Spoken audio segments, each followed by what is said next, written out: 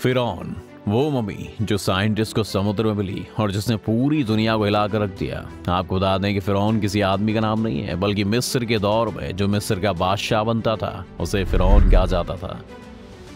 अगर इसे आसान भाषा में समझें तो उस दौर में जो मिस्र का राजा, महाराजा या शासक हुआ करता था उसके लिए फिरौन शब्द का इस्तेमाल किया जाता था। दोस्तों, आज के इस वीडियो में हम फिरौन से जुड़े सभी सवालों के रहस्य से पर्दा उठाएंगे और बताएंगे कि फिरौन कौन है और उसकी कहानी क्या है, उसकी मृत्यु कैसे हुई, साथ ही उसे कहां दफनाया गया। दोस्तों, फिरौन के राजपाट, हिस्ट्री से लेकर शासन तक की पूरी कहानी और आगे चलकर वो कैसे मिस्र का बादशाह बना, और इन सब में सबसे महत्वपूर्ण उसके मरने के बाद मिस्र सभ्यता द्वारा लगाई गई लेप का क्या राज है जो अभी तक उसकी लाश यानी कि उसकी मम्मी को आज तक सड़ने नहीं दिया है। और दोस्तों, इस लिहाज से आज के मॉडर्न जमाने के हिसाब से मिस्र की सभ्यता इतनी पुरानी होने के बावजूद भी कितनी आगे थी, ये सब हम इस वीडियो के जरिए जानेंगे। लेकिन सबसे खास बात, फिरौन कौन था?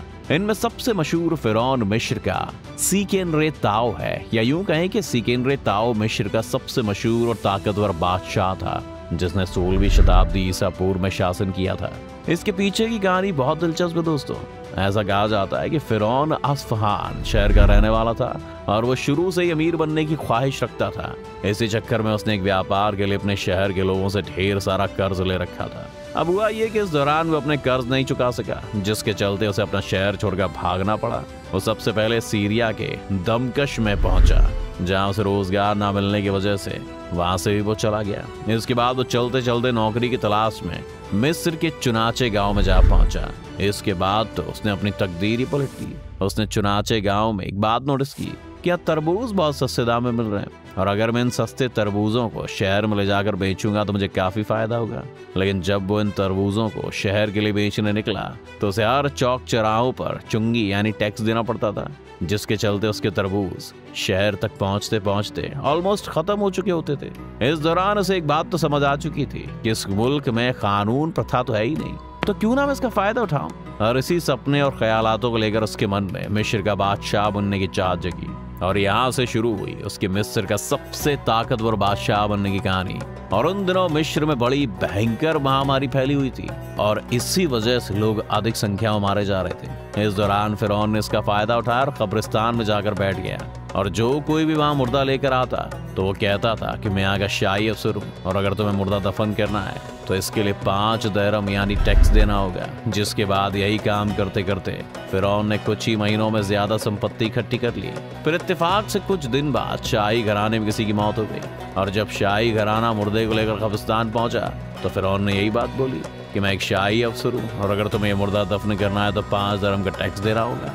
ये बात सुनकर शाही घराना पहले तो चौंक गया, फिर उन्होंने फौरन अपने पहरेदारियों को उसे पकड़ने को कहा, जिसके बाद फिरौन को गिरफ्तार कर लिया गया और उसे बादशाह के सामने पेश किया गया। हाँ, फिरौन बादशाह के सामने था, जिसके बाद बादशाह ने फिरौन से सवाल किया, तुम्हें कब्रिस्तान पर किसने तैनात किया था? फिरौन ने जवाब में कहा, मुझे आप तक पहुंचना था हुजूर आला, इसीलिए बहाना बनाया था।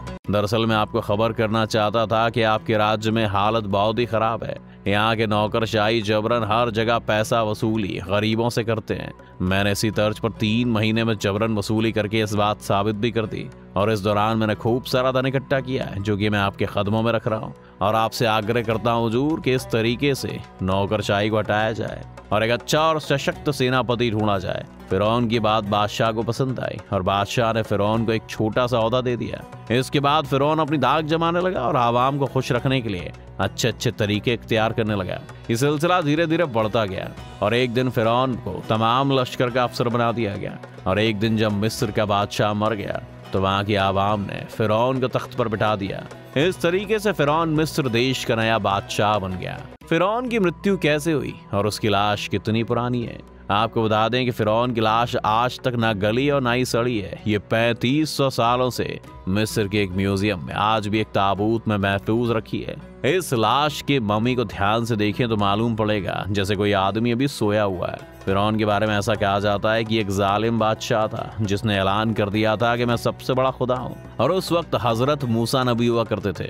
फिर इस बात पर अल्लाह ने कहा था कि मैं फिरौन की रूह निकाल लूंगा और उसके जिस्म को अनंत काल तक लोगों के लिए निशानी के तौर पर छोड़ दूंगा। इसके लिए अल्लाह ने फिरौन की फौज के लिए एक समुद्री रास्ता बनाया जिससे कि फिरौन लड़ाई के लिए अक्सर उस रास्ते का इस्तेमाल करने लगा। और जब एक दिन फिरौन की फौज उस समुद्री रास्ते से गुजर रही थी, तब अल्लाह ने उस दिन उसके लिए क़यामत की रात साबित कर दी और सबको पानी की चपेट में लेकर मौत के आगोश में सुला दिया। फिर हजारों साल बाद ये लाश सन 1898 में लाल सागर में मिली, जिस पर डॉक्टर मारिस बुकॉय ने कई साल रिसर्च की। इसके बाद वो बिल्कुल हैरान हो चुके थे कि 3500 सालों तक समुद्र में रहने के बावजूद लाश एकदम महफूज थी।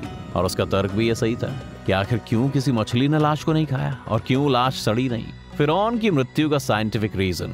दोस्तों, फिरौन सी के इन रेताओं की मौत का कारण को लेकर वैज्ञानिकों ने नया खुलासा किया है। जैसा कि आपको पता है, फिरौन की मम्मी आज भी मिस्र के म्यूजियम में सुरक्षित मौजूद रखी गई है।